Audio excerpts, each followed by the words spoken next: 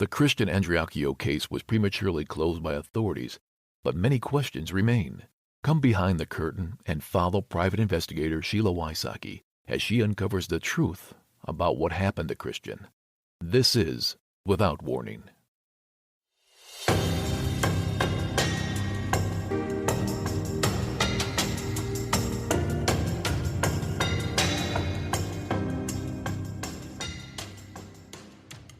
This bonus episode is 2 parts. Today, part 1 will be the first half of the leaked meeting, and Thursday will be the second half of the leaked meeting from July 1st. The following people were in that meeting: Cassie Coleman, the current district attorney; Benny DuBose, the police chief; Jay Arrington, captain of investigations; Gypsy Ward, investigator at the AG office; Tony Green, Investigations Public Integrity Director; Richie McAllister, Chief Administrative Officer. To give a little background, Mark Gillespie and I left Jay Arrington's office and ran into Cassie, Gypsy, and Tony in the hallway. They were headed to a meeting about Christian. We had just left a meeting with Jay Arrington when he said he did not have the case file. I asked Cassie Coleman if she had the case file. I have the recording of her response. Why we met with Jay Arrington is because Mark Gillespie had spoken to Jay earlier. No one had seen the case file except the authorities. I have the recording of the conversation between Jay Arrington and Mark Gillespie, which will be played at another date. What is important about that conversation was Jay Arrington told Mark he would be happy to sit down with him and go over the case file. He said he would open up everything to Mark. So, of course, Mark set a date for a meeting, and that was July 1st. I'm going to take you through the recording and give you behind-the-scenes information as you listen to the words that Cassie Coleman, Benny DuBose, Jay Arrington, Gypsy Ward, Tony Green, and Richie McAllister say about Christian. The folks that just left, were you meeting with them or y'all both meeting with them? He did, I did. Remember in the last episode where Benny DuBose was discussed and said to be a people pleaser? Who were they? They came in here. Chief was sitting in the office. I asked him, was it okay to talk to him? He invited Mark to sit down and go over the file. The meeting was set up prior to July 1st and confirmed 3 times. I'm assuming that is another batch of private investigators. Texas. I detect a little animosity towards private investigator. Side note, most police officers retire and become private investigators or some mall cops. In Texas, yeah. Okay, I got an email from him too. So they just showed up unannounced and... They came today. I told the chief they was coming. I asked him, was it okay to speak to them? And I spoke to them and I listened to what they had to say. Jay Arrington must be intimidated by Cassie Coleman because that is not true, but he isn't going to stand up to her.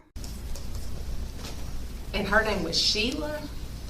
So many listeners have reached out about this line. Sheila. That's what she said? Sheila.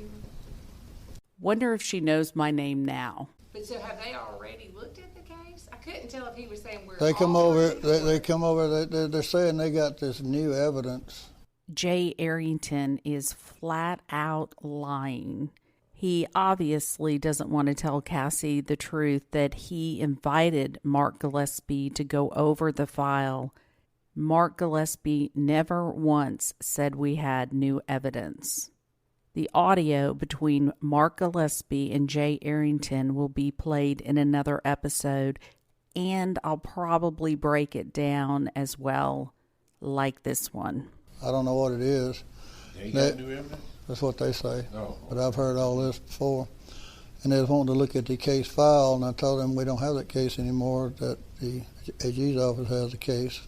Pay attention to this. Jay Arrington is flat out lying, like I said.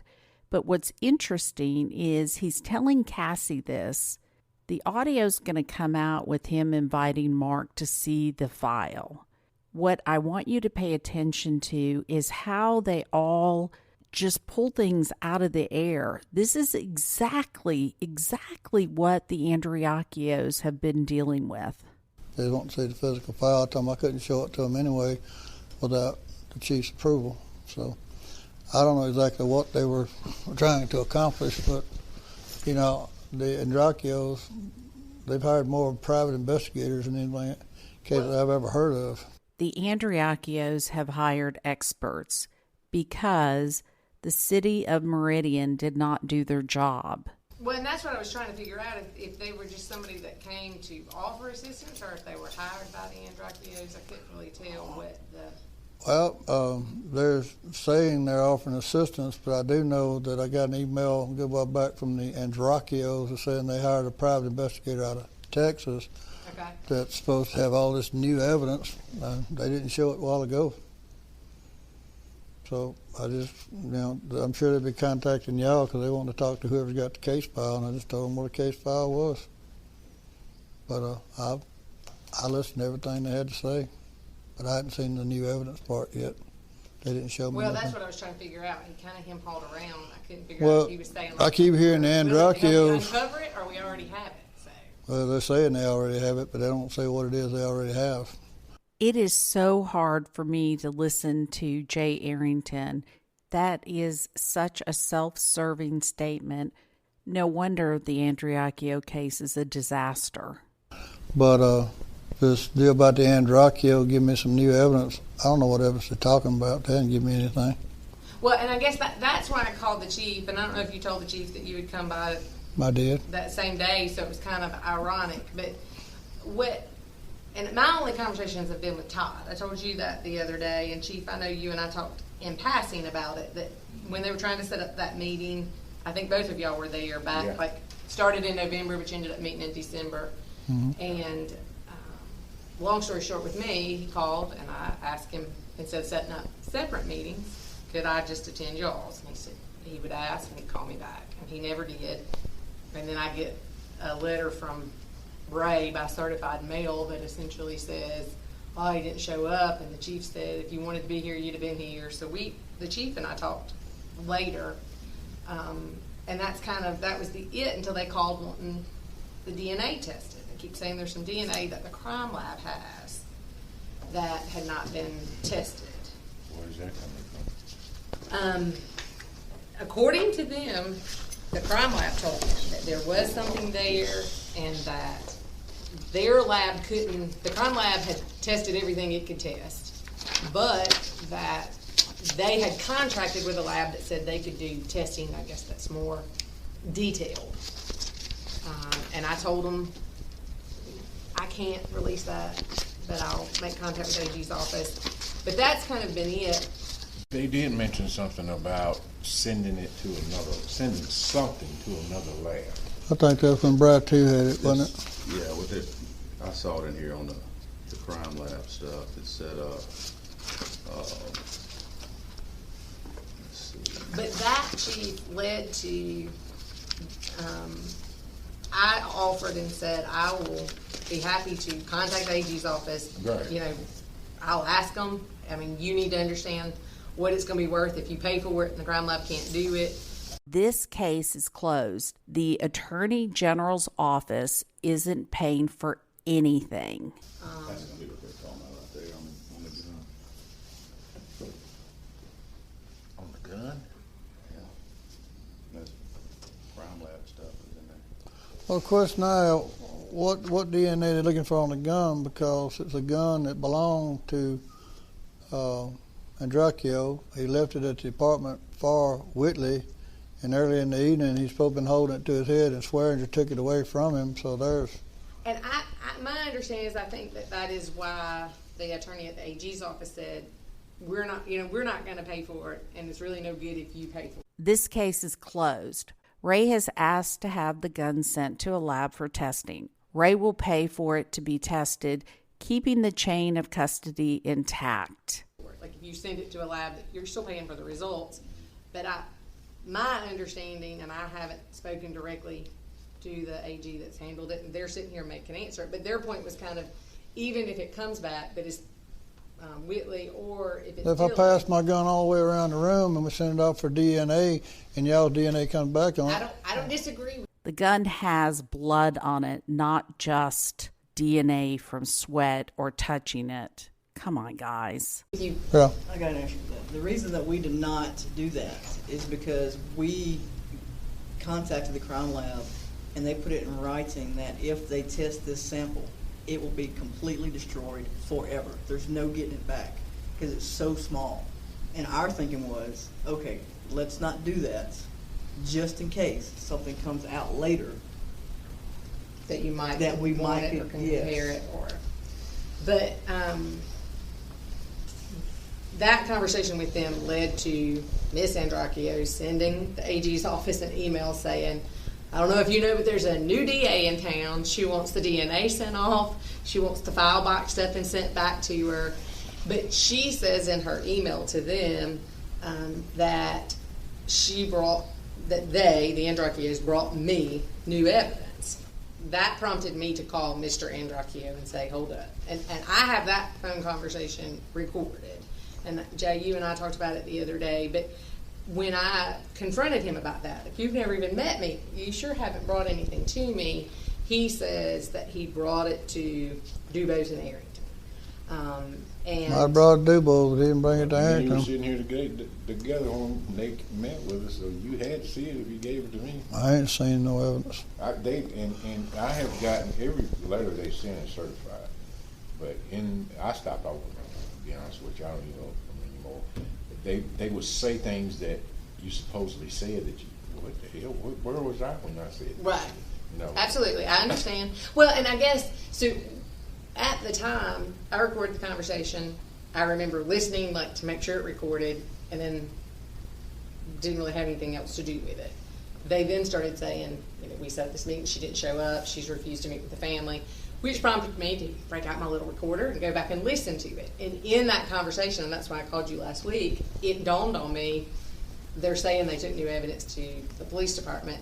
I should probably make an inquiry about what that was. And if you tell me none, that's okay. I just didn't want to say none. And you and I, like I said, we had kind of talked in passing that it was more of the same. I think you said at some point they even mentioned that they thought maybe somebody else was involved, that it wasn't even these two anymore. But I had never just point blank asked the question, what did they bring you? What evidence did they bring? And I do feel like, Chief, that they're calling whatever it is new evidence, because when I first spoke with Todd, I said, this has been presented to a grand jury. The standard practice across the state and the country is, either new evidence or some evidence that we had but we didn't present it. That's the standard for representing it to the grand jury. But I do think that across the board they have tried to play everybody against one another. They do. But I also understand, and y'all understand, it was not handled properly in the beginning. And if I were them, This is what you're dealing with, a DA beating the new evidence drum once again. No one is buying there isn't new evidence because we know there is. You don't even need new evidence to open up this case. The old evidence should open up the case. That statement may go on the record as the dumbest statement, but Cassie Coleman keeps saying it. We all agree. Again, Benny DuBose agrees with whoever is speaking. right, I'd be suspect, I'd be suspicious. I don't blame them for feeling like the system has failed them. I just think that at some point you have to trust that other people have looked into it. People that have no connection to Meridian have looked into it. And I'm not going to turn anybody away that wants to bring something forward. And all that prompts to say, after you and I talked, Jay showed up and said that he did feel like that there was sufficient evidence on a theory to bring it forward. And I just want us all to be on the same page. The page where you don't blow the whistle on corruption and I keep my job. I don't want to say, y'all don't have any new evidence, and then all of a sudden, well, she never asked us, or yes, we do, or we're working on it. Yeah, we're actively working it. We've opened it back up. I don't have any new evidence. I didn't get to present anything on what I had to start with. Bilbo made the decision to send it to the AG's office, which that's Bilbo's decision. I never got to present the case what I thought happened, so that's that.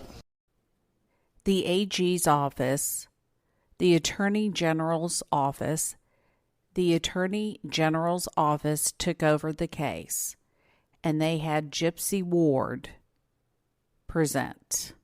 We'll talk more about the presentation and Gypsy Ward in another episode. And I guess part of it, yes, Bilbo ultimately made the decision to request the AG's assistance, but it's like I told you last week, and you said you didn't know this. I mean, the family requested that Bilbo recuse himself, and I think at that point, he doesn't really have an option if he pushes forward, knowing that he believes that the evidence The points family to offered. suicide. The family asked for him to recuse himself or recuse me. Him. They asked that he recuse himself.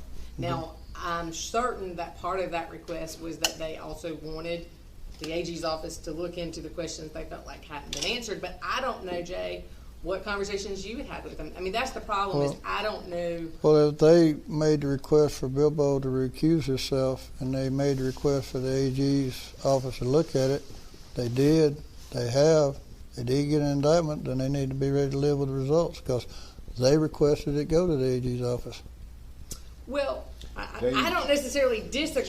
Now Richie McAllister speaks up. He is the CAO and the one who said he's going to piss on a kid's memory. A real peach of a guy. Jay presented, if I'm not mistaken, manslaughter, culpable negligence, and they said no, they want murder.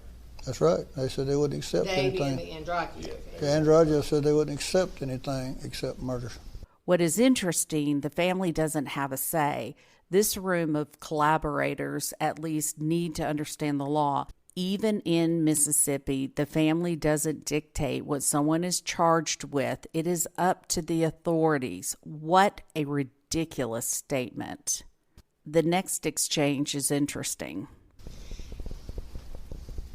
When the warrants were issued for the culpable negligence manslaughter, how did they become withdrawn?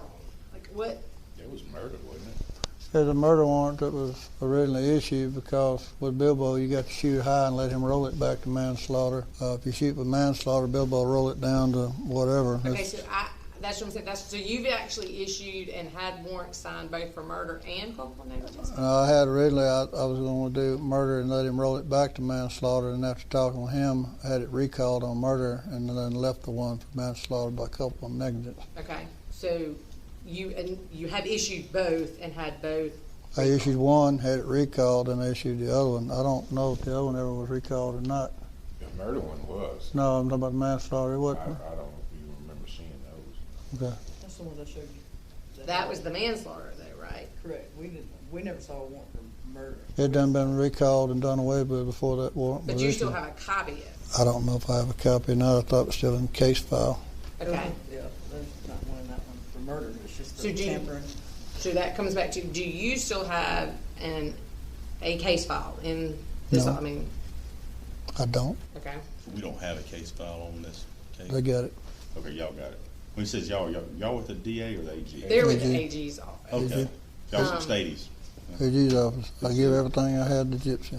The one that Robbie refused to sign initially and then came back and signed later, what was that, the murder or the manslaughter? It was murder. He signed the manslaughter. Okay, so then there wasn't an actual warrant issued for murder. Never did get issued. All right. But for somehow everything I did in Andraki knew about it before I even, that. So Robbie never signed a murder warrant? He signed it, but he recalled it. I never did enter it as active. He signed the culpable and the tampering. Right. That's the two that he signed. Manslaughter by culpable negligence and the. But that's what I'm saying. You're saying both, and maybe I'm not asking the question clearly. Did Robbie Jones or any judge sign a warrant for murder? He did, but he recalled it before I issued it or did anything with it. Okay, so how did it come about that he was recalled? Isn't that when we met with Amanda in here and she said that you did not have enough?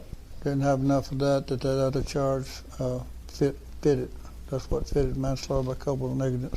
So you went back and asked Robbie to withdraw it and then took him a culpable negligence basically to substitute. Mm-hmm.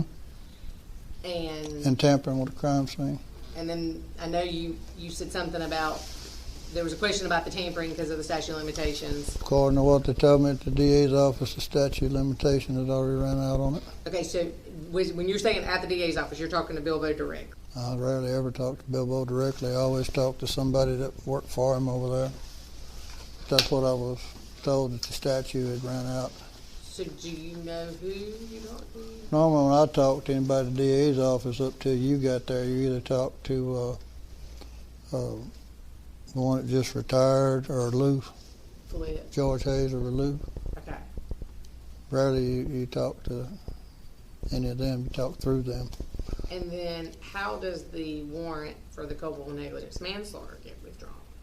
It's not withdrawn, is it? I know one got withdrawn. I Yeah, didn't know marijuana. it was one for The manslaughter warrant's still in the file, isn't it? But is it actively right now you could go arrest somebody on it? If I entered it into the computer, it's signed, I could arrest somebody on it. So But if the question is asked to you, why didn't you enter it into the computer, what is the answer for that? because it was going to the grand jury without arrest. I had the warrant in there to show the charge, and it was close enough to grand jury time. I believe what was decided at that time, talking to the DA's office, just present it without arrest. I had the warrant, they didn't want me to serve it, they wanted me to present it without making an arrest. They being Bilbo. Bilbo. Because the AG's office has a culpable negligence warrant that says either rescinded or withdrawn. And it looks like it says per DA, but it could be, there's definitely a D. I can't really make out what the second letter is. I'd have to look at it. But I just didn't know if that, like, would you have gone back to Robbie and said, I talked to the DA's office and they said, just wait, or? No, I don't remember doing that, but like I said, I'd have to look at the case file. Okay, and that's what I'm asking. So you turned every physical piece of evidence you had over to the AG's office? Right, I don't have anything. Okay, but you can still print off like what? I can print what's on the computer. Okay, did you print me a copy of that? You and I talked about that Friday. Just a full copy of what you have in your system? I hadn't, but I will. Okay. I just made it back to work. That's all the emails associated when we word search and 𝐷ROPIO. Just from your email server? Right, so that's all, everything in the server. And then anything, when we search what came in from the parents, whoever they were, they're not in order yet. Okay, and I guess that's my concern. I mean, I understand, I'm not here to defend nor attack Bilbo. I understand that Jay and Would you Bilbo let didn't have Ms. the Yolanda best know working that the relationship, and 𝐷ROPIO that's case been need a mildly- copy made for the And I DA? get that, and but that's not my battle to fight, and he's A gone. copy of the 𝐷ROPIO case for the What district I'm attorney? trying to do is make sure that Yes, please. if there's something out there that hasn't been looked into, that it's looked into. That I don't doesn't have come it. back, Whatever's that on the computer, Yeah. printed out. That's what y'all I'm aren't asking looking for. into it, or, well, it was in a Right, file, and right. it's clearly Right. not in a file. I mean, there's not a murder warrant in the All right, file, thank you. according. You know, the 𝐷ROPIOs come to us. They came to me initially and asked if we would consider reopening the case. We did that.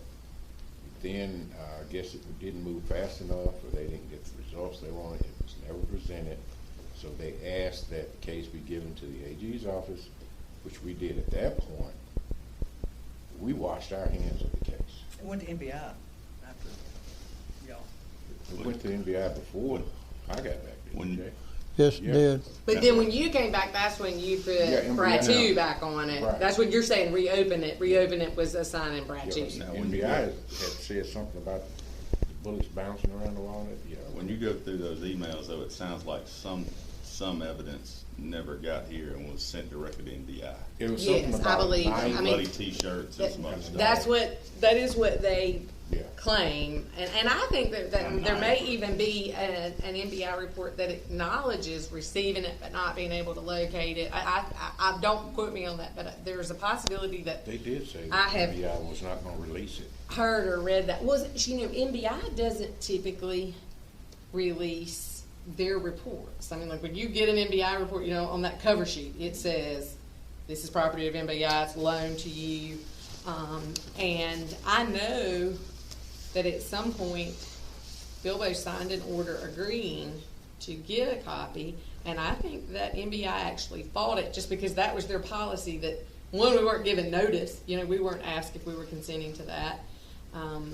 And two, that's just our policy that we don't release them. Now, I don't know now that it's closed if they would have a different answer. I don't know. I thought the 𝐓𝐇𝐈𝐒 said that MBI would not even release the evidence that they had.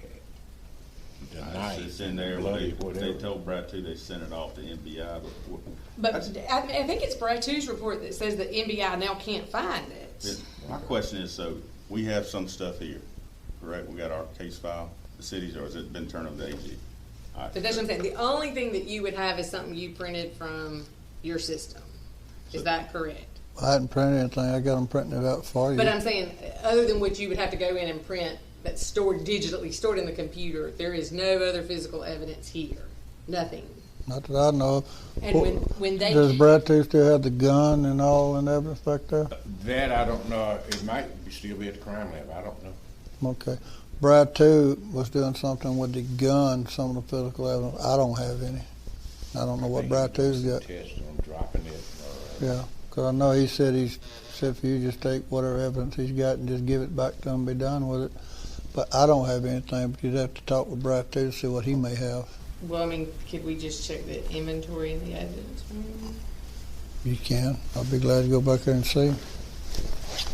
I was going to let this pass, but I just can't re-listening to that last exchange. Stop and rewind and listen to the way Cassie Coleman asks for Arrington to check the evidence room.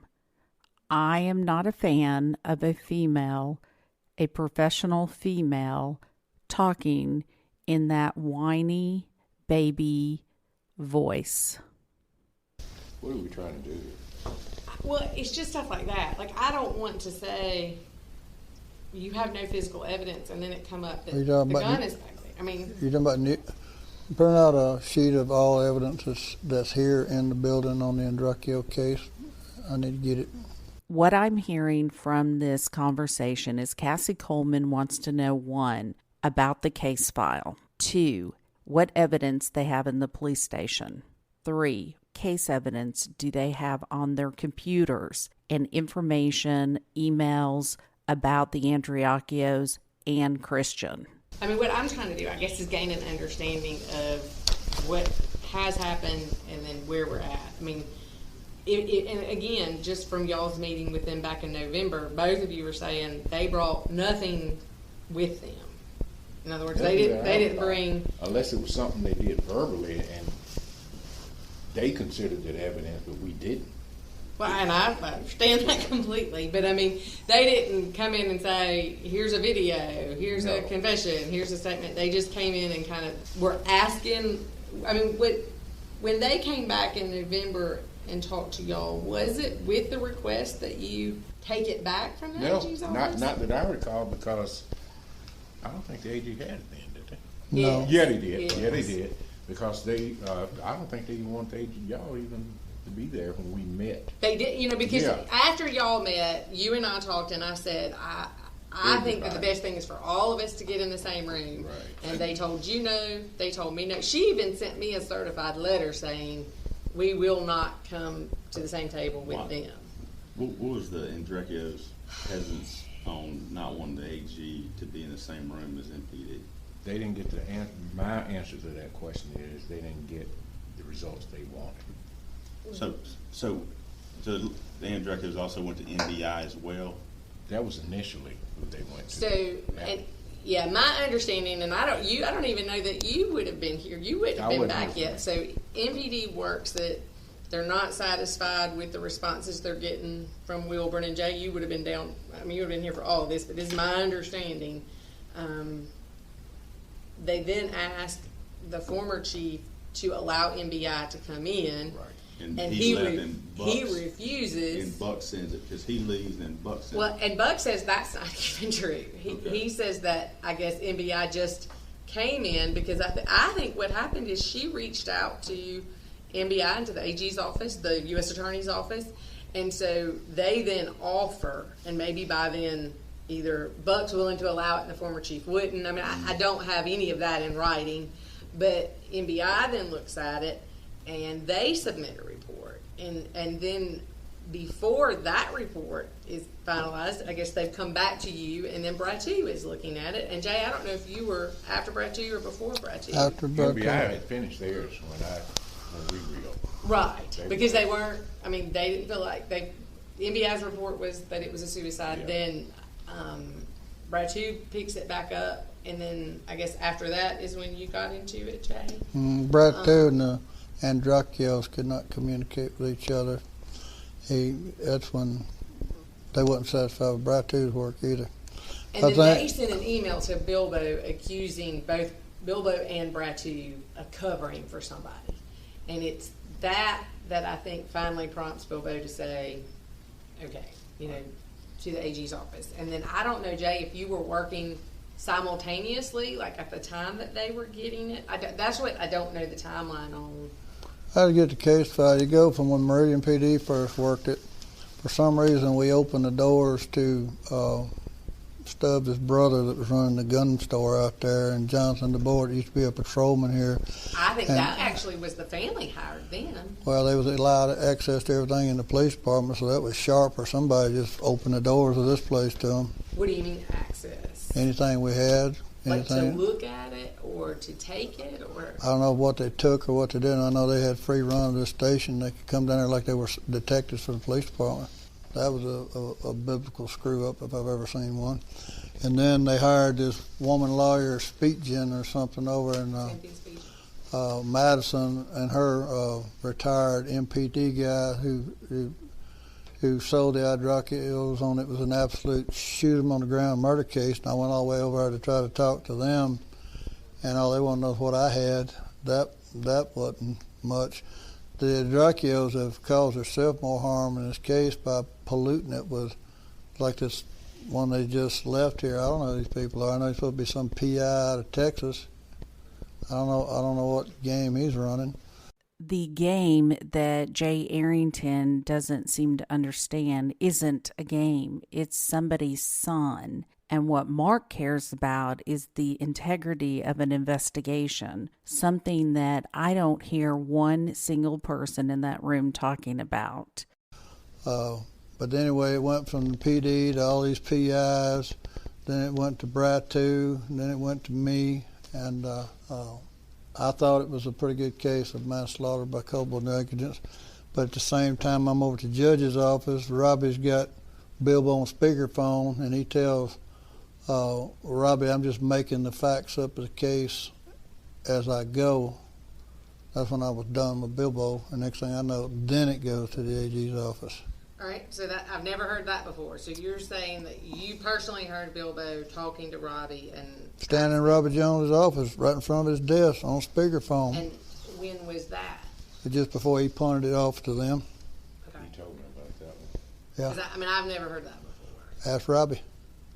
Well, I'm asking you. No, That's I'm why just here, saying. You're being confrontational. Okay, let's stop for a moment. Anyone think that was confrontational?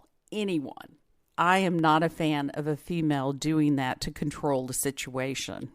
Remember, we asked for this audio and were denied. Cassie speaks these words, but does she really believe them herself? The audio is altered, as you know. The question is why? We all know she will never be able to prosecute this case due to her husband's brokering a deal to get Whitley and Cassie on the record. We know that Cassie and Whitley's uncle Frankie have a very cozy relationship where he is guided to ask for case files and given. We know the AG office released autopsy pictures of Christian when the United States Supreme Court ruled it's a violation of Christian's rights. But hey, in Meridian, law and order don't matter. Power and corruption are the prevailing law. You have a choice and a voice. Be the voice for Christian because it can be your family next. Thank you for listening to this bonus episode. Part 2 will be dropped on Thursday. If this audio scared you at all, wait till you hear Thursday's audio. Christian's family gives their full permission for any and all details to be shared in hope that the truth will come out. If you know anything at all, Call 1-888-599-0008 or email tips@SheilaWysocki.com. Without Warning, Executive Director, Executive Producer, and Host Sheila Wysocki, and Announcer Tim Evans. I will continue the conversation with bonus episodes on my Patreon page, Without Warning. Please go to withoutwarningpodcast.com and buy a t-shirt and show your support to Christian Andriacchio.